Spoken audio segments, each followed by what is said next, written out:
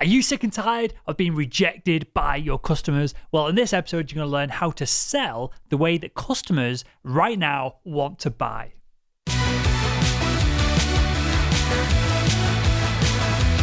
Hello, Sales Nation. Welcome to today's episode of the Salesman Podcast. On today's show, we have Kristin Zhivago, who is the author of Roadmap to Revenue. And on today's show, Kristin's sharing her insights from interviewing thousands and thousands and thousands of buyers, both professional buyers, end users, and everyone in between, so that we can sell the way that our customers want to buy. The marketplace has shifted.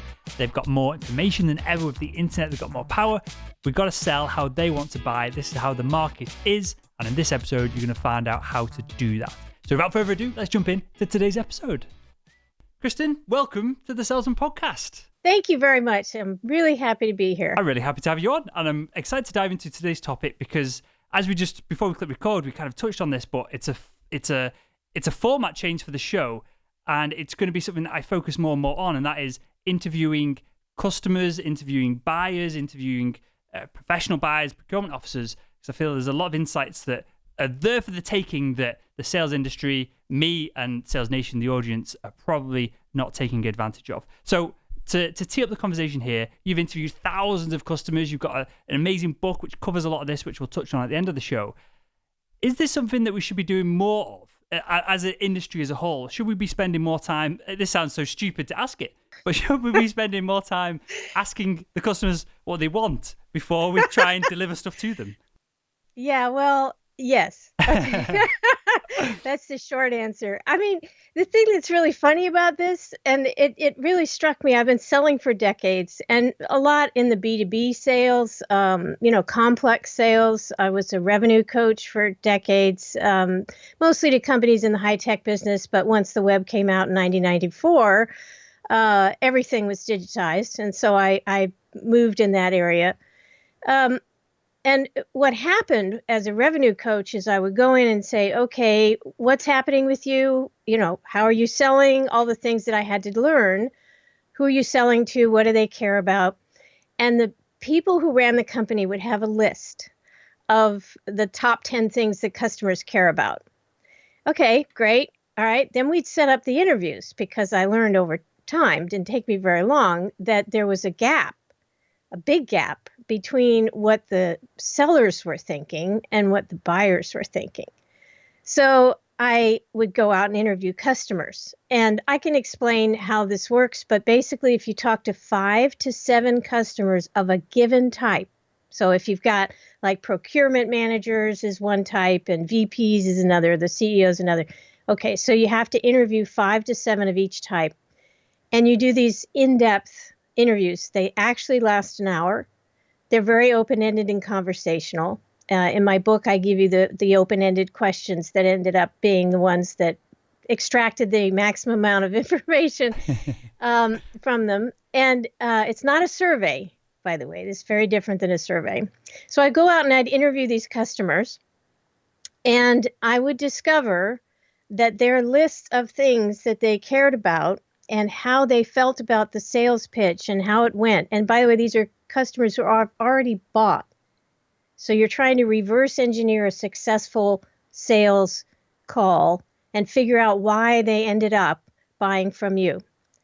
So I would do those interviews and I'd come back to the customer, my client, I should say, with this list and transcriptions of the conversation and executive summaries and all this reporting. But the CEO would always sit in the room just slapping his head and saying, oh, OMG, I had no idea that, we were so far off. No wonder our stuff's not working. That's what really woke me up. And it happened over and over again. So here we have all these marketing people running around, all these salespeople running around with these myths, basically, and management as well, thinking, okay, this is really important to them. We're going to fill our website with that. We got to pitch this way. This is what they care about. And in fact, I did a survey for very large company in the medical device industry.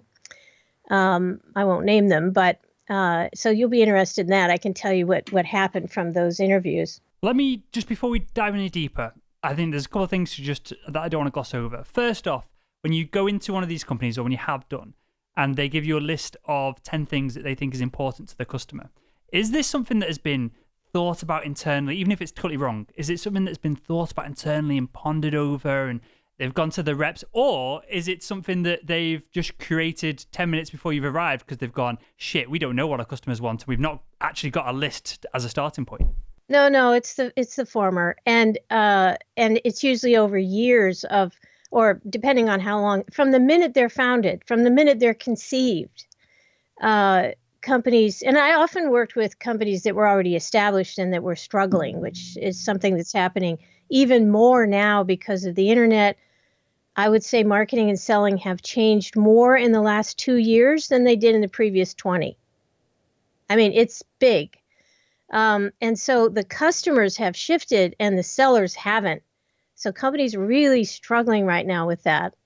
So they work it out, they develop personas, and all these are made up. I mean, it's just stuff that now you say to yourself, well, wait a minute, aren't they talking to customers? I mean, aren't the salespeople out there talking to customers? And very often a CEO will say, let's say the marketing person brought me in and was saying, I want to hire this person. And the CEO is like, well, why do we need to talk to her? We talk to customers all the time, and our salespeople are talking to customers every day. What's the big deal? And all you have to do is look at the CEO and say, okay, when was the last time you told a salesperson what you were really thinking? And they go, oh, okay, never mind. The salesperson, while they're selling, does not hear the truth from the customer because they're negotiating. It's a poker game. They're not going to tell you what they're thinking. They're not going to give you the edge. They're not going to say, oh, wait a minute, you just gossiped about another client. I'm not going to do business with you. They don't say that. They just smile and they shake your hand at the end and they say, yeah, go ahead and call me. And then they go back to their computer and start looking again. Let me ask you this, because this could turn the whole of just sales on its head, depending on the outcome of it. But a lot of sales training, a lot of people that come on my show in particular, because we try and push the building long-term personal brand and all that side of things in the world of B2B, as opposed to perhaps used car sales where you can get away with perhaps a more manipulation and weird stuff like that. That doesn't get covered on the show. So in the context of, we're talking about building trust, building rapport, how to have long-term relationships with people from one company to the next. Should that be the focus? This sounds like an odd question to ask, but should that be the focus, that we're always aiming to build more trust? Or should we just be more accepting that there's a dynamic here of a buyer and a seller, and so they're never going to be fully trustworthy with us for numerous reasons, and so perhaps we should set our standards slightly lower rather than wanting to be everyone's best friend in the world of business? This is a very big question, but I can best address it by talking about intentions. So the minute you're born, I feel like we're just about to go crazy deep. The minute you're born, you know the intention of the person who's standing over you and responsible for your life, basically, because when you're a baby, you have no choice. So the very first thing we learn, besides, okay, I'm wet and I'm hungry, or whatever those initial things are, the comfort versus discomfort, is how that person reacts to your discomfort. At the one end of the spectrum, they're irritated, they don't care, they leave you, they neglect you, they ignore you. At the other end of the spectrum, they're right there. They do everything they can to help you. They pick you up. They comfort you. Selling has gotten so far away from the comfort side of the spectrum that it's become a ridiculous game that customers are just completely over. They don't even need us anymore. Okay? They really don't. They have a supercomputer in the palm of their hand. They have Google. And when I said that the last 2 years, everything's changed, mobile and Google have made those changes. That's what's happened. And you talk about the world being turned on its head. salesmen are still behaving as if there's no other source of information but them. And that is that is so wrong now. That's a lie. And we're living in a lie if we think that. So the very first question is, what's your intention when you get up in the morning? Is your intention to sell, to get that account, meet your quota, negotiate, which is really, manipulate, try to come up with a new way to get them to do what you want? That's very different than saying, how can I help these people? What do they want? Where are they in that search? The thing that people always forget, buyers want to buy. One of the people you were interviewing talked about his Tag watch and how he just walked in when he was ready and he had the money. Instead of buying a $75 ripoff Tag watch, he wanted the real thing. And he didn't care how much it cost. He was going to have that. So they're on a hunt. And we either help them hunt or we stop them. And they say, oh, geez, that person just said something. I'm never going to do business with this guy. Is there a shift then here of we should, and again, it seems like a silly question to ask, but I think there's like profound implications of it. Should we be focusing on the people who want to buy rather than, as in the low-hanging fruit within the industry, versus just trying to close every single person that we could possibly just get in front of, whether that be a cold call, a spammy email sent to 5,000 people? Is that the way that the industry is, not even in the industry, forget sales for a second, is that the way that the market is moving? And so is that the smart move for sales professionals to master the skills of, as you described, helping people rather than hunting and persuading people that your solution fits with a problem that they didn't even perhaps know that they had? You're answering your question in a way. I mean, the truth is people do set out. There are people who are already in the hunt and they already want what you're selling. Obviously, those people are going to be much more open to hearing from you and glad you contacted them. Now, I said that customers have supercomputers in the palm of their hand. That's the bad news for the sales industry because they don't need us anymore. But salespeople have tools now, and they don't necessarily have to be the ones doing the research. But it is now possible to see what people are searching for, how they're searching for it. You can see what your competitors are doing. I mean, because of Google and a lot of other tools like SpyFu and Moz and Alexa and a lot of different tools, marketing people can and should be doing the research that says, okay, who's looking for us? How are they looking? How can we? And there's even companies that say, okay, this guy just visited your website 3 times and this is his IP address. So he's at this company and, here are the people that might be prospects. So even on the B2B side, we are so close to be able to say that person just raised their hand. Okay, here I am. We're just like, we're there almost. So why not? Why spend your time? I noticed you had Jill Conrath. I've known Jill a long time. And she's right. She was saying, why go after all the people that don't really care and don't want it, and you just get rejected all day? Yeah. But then come back to yourself as a buyer again. See, this is one of the things I talk about in my book at the very beginning, is that the problem is when we start to sell, the minute we open a business or the minute we start to be a salesperson, we forget what it's like to be a buyer. And we start selling instead of helping them buy. So we want to help our or potential customers. Is there any industry-wide, across multiple verticals, ways that they all want helping? Is there any specifics, practical steps that we can take away from your work that we can implement today of anything that specifically stands out that, Oh, absolutely. Just... The thing they want is they by the time they come to you, there's no virgin customers who haven't thought about this. By the time they come to you, they've been online, they've read the reviews. They'll even test what you're telling them as you're online with them. They're sitting in front of their computer and you say X, and they look that up to make sure that you're not blowing smoke. Okay, So they're so equipped. By the time they come to you, they have maybe 2 or 3 very specific questions that they couldn't get answered on your website, which is a mistake. They should have been able to get them on the website, but that's all right. Or maybe it's, okay, I understand that. Now, what about me? When I was doing revenue coach work, people would come to me with, I think, 2 or 3 questions because I had written so much. By the time they came to me, they knew who I was. They'd read all my blogs and my books, and they knew who I was. They had decided they wanted to hire me. They were already that far down their buying process, which is what I wanted. And they would say, okay, will you work with us? How much is it? And when can you start? And I had to answer those 3 questions. Not a big deal, because obviously those were good questions to answer.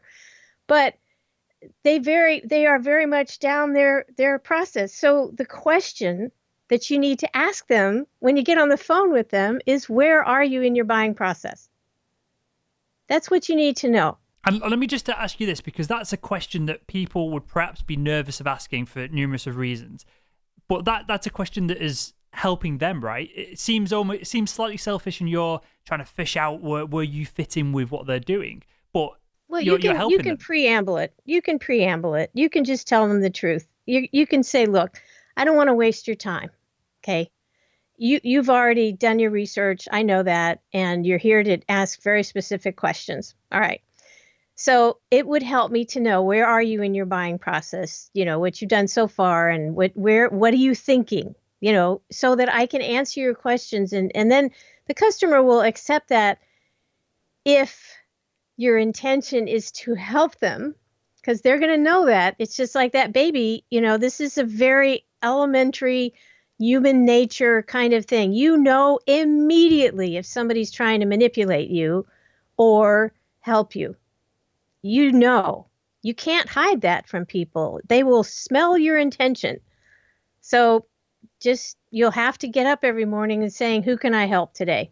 Again, to not trivialize it, but is it as simple as that? Is it we get up each morning and without diving into we can do if it's of interest to you, but without diving into the world of meditation or affirmations or any stuff like that, is it as simple as we get up and before we make a call, we go, right, I'm going to help this person, and that turns on some switch in our brain, obviously changes your body language, stuff like that, and that pre-frames the call. Is that something that we should be doing routinely? Yeah, because why not? Who's going to say no? Who's going to say no? Here's the interesting thing. Let's say you go into the call and you think, I don't know if I'm the right thing for this customer or not. Because usually our intention is, I'm the right thing and I'm going to convince them that I'm the right thing. And they know that. They know that. I mean, we're treating customers like they haven't been through this before. And, by the time a kid is 5 years old, he's probably bought hundreds of products, if not even just in his head. And he's tried to convince his parents to buy hundreds of things, in the store. Every store trip, there's like 5 things he wants. And he's trying to convince his mother or father to buy it. Okay, so they have been through, and they've watched commercials, and they're exposed to sales pitches from the time they're babies. So it's not like they don't get what we're trying to do. That's why this manipulation stuff and this persuasion stuff and everything, it's so silly. They want something. They're hoping they can get it from us, or they wouldn't even be talking to us. And they want us. I mean, this is really taking it to the extreme now. If you're going to be like a ninja salesperson, you're going to be as skeptical as the customer. You're going to say, well, wait a minute. I'm a little surprised that you're coming to us then, because we don't actually do that. We do this, which we think is better. So tell me why you're coming to us, number 1, and 2, why you think we can help. What is it about that made you think, oh, this is going to work? And then they'll tell you, and you'll say, okay, well, actually, you're right. That could, if that's your, okay, all right, I get it now. But then you're on their side. So even you talk about building your personal brand, and if you go from one company to the other and all that stuff, and you can take clients with you. I have clients who've been with me for decades because they know I get up in the morning and think, how can I make this better for them? That's all I do. That's my life. And I do 24/7. That's what I do. And they know that. So even if things get screwed up or it doesn't work or we have to try something else, they know I want to help them. And that's invaluable. That's something you don't find every day in your life. Somebody actually wanting to help you. I'm going to butcher this quote here, Kristin, and I think multiple people have said it throughout the centuries. But I think it was in Think and Grow Rich, and a guest called Peter Sage kind of very purposefully drilled into my mind when he came on the show in the first, kind of like when, I think it was episode 9 or 10 when the show first got going. And that was, and again, I'm going to butcher this, so I'm paraphrasing, but essentially, to make £1 million, you need to help 1 million people, or give £1 million worth of value to others. Is this a mindset shift that salespeople probably should have always had, but now need to make, like this thinking, as opposed to how can I take £1 million from people? Yeah, I mean, like I said, we're so far behind the reality of the customer. And when I was listening to Jill and she was talking about, if management doesn't support you helping the customer, then find another job. She didn't quite say it that way. It was like, if they're all about numbers or meeting your quota. But the basic idea is the same. If you're working for somebody who just whips up your frenzy and sends you out there and says, go get another. I mean, it's so crude. Who wants to be treated like a mark? Nobody. So why do it? You're just wasting your time. That you're in a battle the minute you get on the phone with them, and all of their defenses go up, and they like, this person doesn't want to help me. This person is out for himself. Well, okay. I've talked about this in medical devices. I've never had to quote unquote call anyone. I've never sat there for a week, just phone call. And I don't know, I could probably do it for a month, and then I would be so miserable with the rejection, and the man part of me is like, I could deal with rejection, I can get through that. But I think there'd be some pulling on my psyche on a deeper level that I'm just pissing people off constantly, and it would make me feel like a bad person for doing it. I've never had to do it because I've always worked for big medical device companies that have always had the best products. And so when I'd call a surgeon, they'd go, yeah, please come in because we want to play with your new toys. And so there's a bit of disconnect in my sales background versus some of the SDRs that listen to the show. And then obviously the SDRs are passing the leads on to the account managers who are making a semi-warm call to kind of do the discovery and the more interesting parts of sales, I find. But yeah, is this something that we should focus on? All the audience now, anyone who's sat there cold calling all day, because quite simply that job just isn't going to exist anymore in 5 years. Is it something aligned with what Jill said of, if you're in a company that's doing that, that's not developing, that's not moving with the market, you should look to get out of it before it collapses around you? Yeah, it's not working. I mean, it's very simple. It's just not working. People don't, the chance of finding someone who's looking in the midst of the whole universe, which is ridiculous when you realize that the buyers, as we talked about earlier, the buyers are now raising their hand digitally, and they're letting you know. And in the B2B side, that's downloading a white paper or listening to your podcast or something. They have expressed an interest in what you do.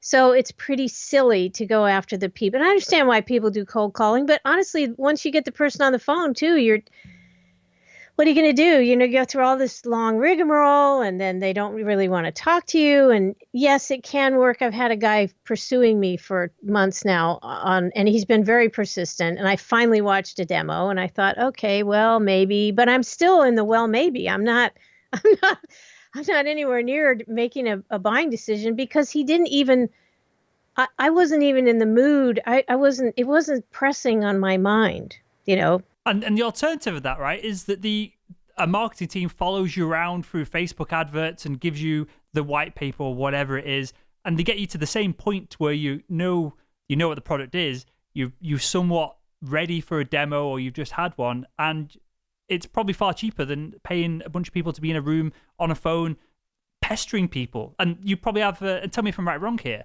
because this will add context as well. Would you feel happier about the company? Would you have a better perception of the company if they'd done that versus someone is sat there chasing you? Yeah, now this is an interesting thing. One of our writers goes out and interviews customers on the street about their web experiences, because we specialize in digital marketing, basically. And what he's found lately is that if you say to somebody, how do you feel about emails and spam and all that stuff? Well, it turns out if you are providing value in an email and you're actually making offers to people like, oh, this is now on sale, or this is interesting tidbit, something that helps them, they don't mind actually getting those emails. So, once and it goes back to what you were saying at the beginning, establishing trust. So now they know you a little bit. And once they know you a little bit and they trust you a little bit because you're being helpful and you're going out of your way to be helpful to them, then they just start thinking, well, how can I give these people some business? They'll kind of keep you in mind, and well, maybe I could use something like that. And they'll actually have you on their list of people I'd like to give money to when I'm in a position to do it. And that's again, I keep coming out with these simple questions, but that's a real thing that I don't want to gloss over. There's people in the audience who they share all my stuff, and obviously they're all salespeople and they're all selling things, and I've bought products and services from them that I probably 80% had needed, or I bought them slightly earlier as the company had grown in infrastructure. A recent one was a big network storage device to hold all the kind of video content that we're doing so that the editors can get at it over the internet to save me kind of uploading things and dropping it back. And I bought it probably 6 months too early, and it gives me the opportunity to expand it over time. But I bought from him, Mike, his name is, very specifically because he shares all my content. And obviously this is a weird dynamic of podcast versus a typical B2B transaction, but how to describe it? I didn't feel indebted to him, but I felt, he's done a little bit for me. He's promoted the show, and so he's the first person I'm going to give the opportunity. Maybe that's the best way to describe it. He was the first person I give the opportunity to help me and guide me through the buying process, and he did a great job, and so he won the business. Is that something that we should be focused on? I'm hesitant to use the word, maybe you can give me a better word here, Kristin, of you want to get people to be indebted to you by giving them great value. Is there a better word to describe that, or do you think that's fair? Yeah, that sounds a little manipulative again. It sounds like I'm doing it for me. Again, I think we go back to the intention. So if your intention is to help them, and you can use the word guide, but you have to be careful because that slides into manipulation very easily. If the desired outcome is for them to buy your stuff, then you're in the wrong. Your intention is nowhere near their intention, because they don't care if you buy or sell. They don't care if you meet your quota. They don't care.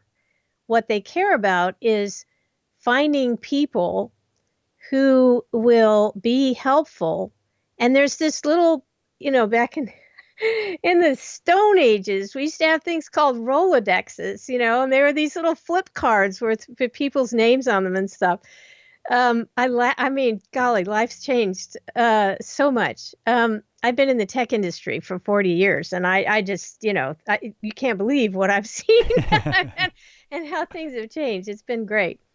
But anyway, we have this little database in our head that says, okay, I have a problem. Who do I know might help me solve that problem? And if you've been on the phone with this person, and if you said, okay, how can I help you? And gee, maybe I can, maybe I can't. Let's make sure this is the right thing for you. Let's talk about it together. And I'm on your side. I'm obviously trying to help you. You're going to register in that person's mind. Remember, I said earlier, there's not that many people in your life. It's even like friends. I have friends, and then I have really good friends, a couple, like, count them on the fingers of one hand, people that I know if I was in trouble, they would help. They would find a way to help me, and they would have my best interests at heart. And I think that's the key here, is having their best interests at heart. And if they know that about you, they'll find a way to help you, to give you money, to refer people to you. Nice. Okay, let's come on to the crux of this. And I'm gonna ask you a question that's probably gonna make the next 3 or 4 questions irrelevant, but I'm gonna ask you anyway. Should salespeople be interviewing the customers to pull these insights out of them, or is that a job that's best for someone else within the organization? I've done it all different ways. And I've trained people, salespeople and marketing people and managers to do it. Interestingly, and there's a lot of psychology in this, of course, but one of the things is the people inside the company often don't get around to it. So oftentimes they'll have to bring in somebody like me to go in and do the interviews. I'm not saying that to sell myself. It's just something that I've found. I have trained marketing people to do it, and then I've come back to them, like they were a client of some sort, and then I come back to them 3 months later and they're still getting their list together, or they haven't quite figured out who and when is going to make. You actually have to make the time to make the calls, and someone has to be dedicated to it. Even when I used to do rent a VP assignments for clients where I'd go in and turn around a marketing and sales department in 6 months or something. And before after they hired me and before I started the job, I would take a week or two and just do nothing but interview customers, because the minute I started that job, I had 200 emails a day. They all had to be answered. It was very critical. I had to, and you get embroiled in the day-to-day and you never do it. Okay. So that's one side of it. The other side of it is going back to this idea that people will not tell the salesperson what they're really thinking, even carries over after the sale has been made. And it's partly because people are actually very polite. They don't want to say to the salesperson, you really blew it at 45 minutes into the pitch and you said this. And I thought, okay. They're not going to say that. I had a guy, I interviewed a bunch of people for a big machinery company. They made cutting machines, vacuum cutting machines that would cut for the material retail industry, for the clothing industry. And you'd put a big bunch of fabric down, layers and layers of fabric on this machine, and it would suck that down. And then this saw blade would come in and cut, thousands or not, maybe hundreds of pieces of cloth.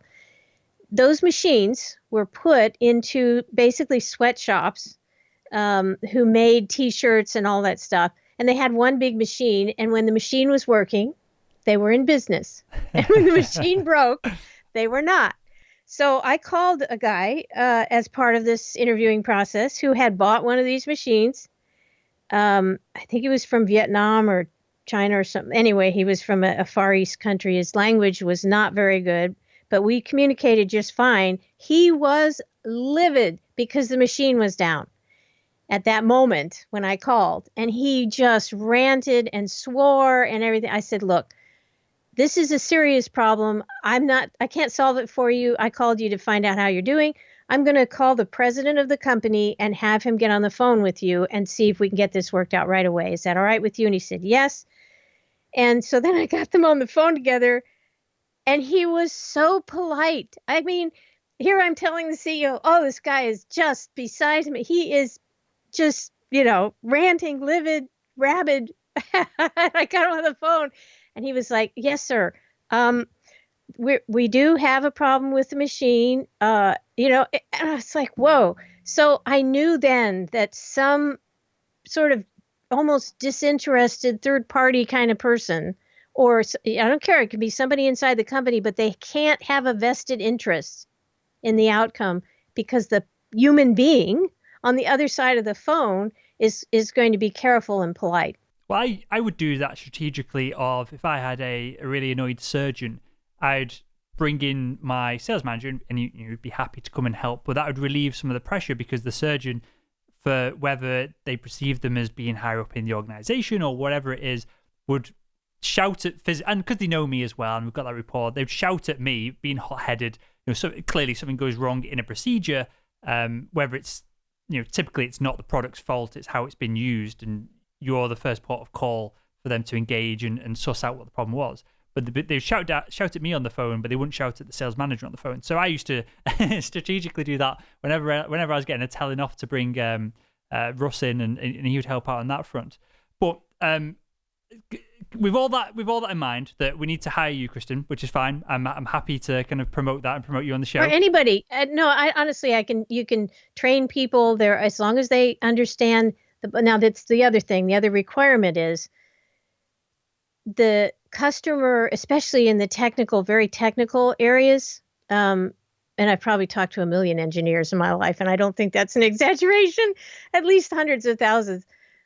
They will test you at the beginning of the call, and they'll use an acronym, and they'll see if you get it or not. And they'll also see that if you don't get it, you ask, because once they kind of figure out where you are, then they can tell you, but the more you know, the more you can say, yes, I understand that stands for, Internet of Things or whatever.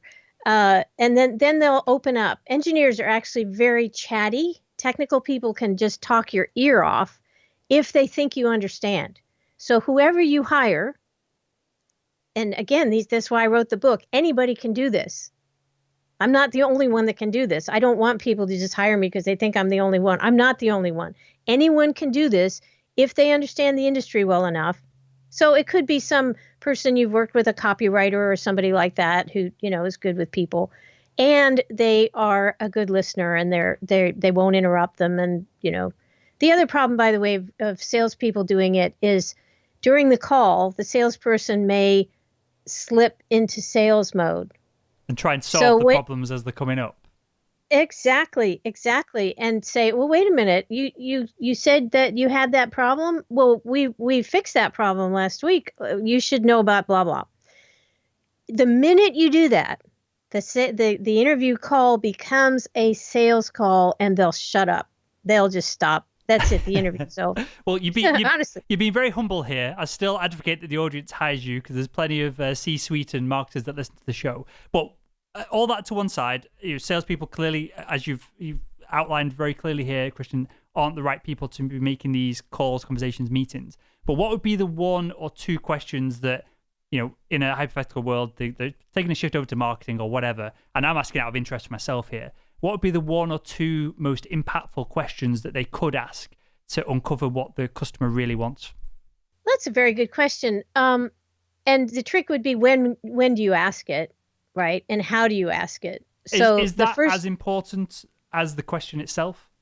Oh, absolutely. Yeah. That's why I wrote a book. I mean, as stupid as it sounds, because I had done this successfully so many times, I'd learned that, okay, these 5 ways didn't work, but if you did it this way at this moment, okay, now it's going to be all right. It's like weaving through this little narrow path. You can ask I think of them as offhand questions. Years and years ago, I used to do work in PR, and the reporter trick of doing the whole interview and then turning off the microphone and saying, okay, I just have one more question for you. It's off the record.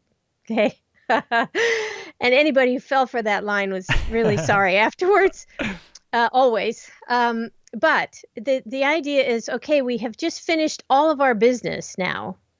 And I'd like to ask you one question. Usually you get away with one. If it's really a great conversation, you might get away with 2 questions or one question that leads to a couple of others. If you have helped the person during the call and really been on their side, they will feel that you've given them some value and answered their questions. And now the get, as one of your guests said, is for you to say, okay, I'm curious about X. Now, depending on, this is so individual, and I would actually try asking one question for 1 month and then another question another month, and sort of A/B test this and try it out. But again, at the beginning of the call, where are you in your buying process? And then one of the questions it's actually quite a few. So there's, what else have you looked at? What did you think of them? If they're familiar with the company somehow, like if you're talking to somebody who's already a customer and you're upselling them or something, one of the questions I like to ask is, if you were the CEO of our company tomorrow, what's the first thing you would fix? Which is really interesting. You get a lot of, okay, this is your weakness. One of the things I'm quoted for is branding is the promise that you make. Your brand is the promise that you keep. And your brand is always a conditional statement. Well, they're real good at this, but they're not so good at that. Now, knowing what you're really good at and why they bought you and what they thought was good about you is really important to know. So if you're upselling, that's a question you want to know. And then the other side of that is, what can we do to improve? So that's another thing. In terms of asking, now, again, this should have happened during the call, but if you hadn't asked it during the call, you should be saying, what is the problem you're trying to solve here? What's your goal? Because people buy things for all sorts of reasons, right? That guy that bought the Tag watch, maybe he wanted to show off to his best buddy because, they have this success game going on or this contest, maybe he wanted to impress a woman. Everybody has different reasons for buying what they buy, and they're very specific. And that's why the whole persona thing doesn't work. Let me ask you this, and we'll wrap up with this, Kristin. The answer to that question, when you ask it, is that different than when a salesperson asks it as part of their discovery conversations throughout the sales process? If the salesperson has been helpful during the call, no. If the salesperson was manipulating and trying, then they won't get a good answer. Amazing. And one of the reasons it works when you're on the call when I'm interviewing people is I am helpful and I am listening really hard, and I have no agenda except to find out more. And actually, here's the funny thing. Existing customers actually want you to be successful. So they're happy to tell you what you're doing right and wrong. I think that's powerful in itself. I mean, I know this from the surgeons so I went from one company to the other. We can talk about this off air if you like. But there's two companies in the endoscopy industry. The audience probably knows who they are by now, but I try and not mention them by name. I went from one to the other, the two kind of like founding companies of this space. And when I was with one, all the surgeons hated the other company and really wanted this company's products to succeed, and that they're very similar, the products. Then it was a massive like mind-melting moment for me of I moved 100 miles up the UK, went to the competitor, so it was different customers, but they then hated all the other surgeons that were using these products, and there was a real rivalry between them. And for both companies, the customers that I had really wanted that company to do well. They wanted it to the point of they were looking at the financials of the company, and the procurement teams were looking at the long-term side of things of will they be around to support the products in that 10-15 year period when the service contracts start to like whittle down and become less useful and things like that. So it's really fascinating to get this customer angle on things, because as we kind of started the show with Kristin, I don't think me, the audience, the industry as a whole, as I kind of like pull everyone together, I think we're too selfish. I don't think we are. We say that we're there to help the customer, but we have ulterior motives. And I think there's a real paradox here. And this is what I know. I've felt this from doing the show of as soon as I changed the ad sales of the podcast and everything that we're doing and the products that I sell to, the Salesforces, the HubSpots, to promote the products in front of our audience, as soon as I shifted from what can I pull from them versus what can I do to specifically for them to really increase their reach and how well they resonate with my audience, money just started, it sounds ridiculous, started coming in as opposed to me going out cold calling, chasing people for it. So I think there's probably another 3 or 4 hours worth of conversation here, especially on the questioning side of things. I think that's really fascinating. But I've got one final question, Kristin, that I ask everyone that comes on the show, and that is, if you could go back in time and speak to your younger self, what would be one piece of advice you'd give her to help her become better at selling? I'd tell her to chill. Honestly, I started selling when I was selling rocks and to women in the neighborhood who felt sorry for me. I had little rocks in a wagon. I sold Girl Scout cookies. I sold machine shop tools when I was 17. I've been selling a long time, and I find that if I'm not going for the close, if I'm just being myself, who wants to help them, because that's honestly who I am. I want to help. I do just fine. I would just tell her to just chill out. And it took me a long time to get here, by the way. So, anybody who's in their 20s or 30s, I would just tell them, just chill out. It's okay. Just keep trying to help people, and they'll appreciate it, and they'll start giving you back. Let me just, one final thing on this. Is this something that happens over, because you mentioned 20s and 30s then, is this something that happens over time for experiences through outside of sales and work, life experiences that put all the stresses of that space into context and things like that? Or is this a switch that we can turn on with the right insight? Oh, it's a switch. You can turn it on. You can be 18 and turn this on. Well, it's probably going to be pretty hard when you're 18, because you're still trying to figure out who you are and how you're going to succeed. And there's so many unanswered questions that just plague you every day.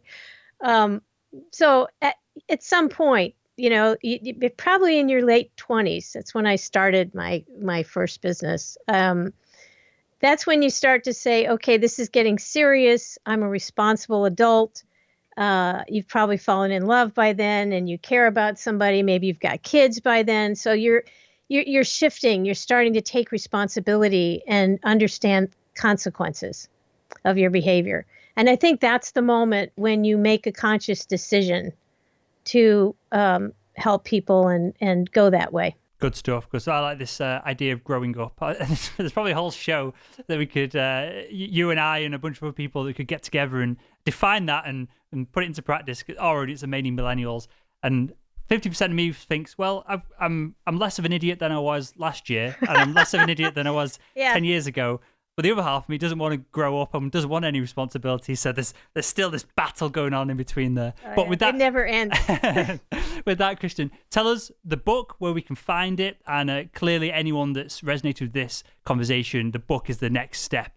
Before any further conversations or anything like that, and there's going to be a whole ton of insights in there for the audience. Yeah, it's Roadmap to Revenue: How to Sell the Way Your Customers Want to Buy. That's the book. And you can go to Amazon. Just type Roadmap to Revenue in Amazon, and it comes up in a Kindle or hard, paper version. Good stuff. Well, I will link to that in the show notes, your website, and all the good stuff as well. And with that, Kristin, I want to thank you for your time. I want to thank you for some really interesting responses here. And I think there's almost a paradox to a lot of this, of the less you try and force yourself onto customers, the more likely they are to kind of give you the wave cash in your face. And I really appreciate that. I really appreciate the alternative angle to this within the sales space, where it is mainly how to manipulate people, how to influence people, how to get people on the phone, annoy them as little as possible, and then close them as quick as possible in a selfish manner. So I appreciate the work that you're doing. And with that, I want to thank you for joining us on the Salesman Podcast. You're welcome. Thank you.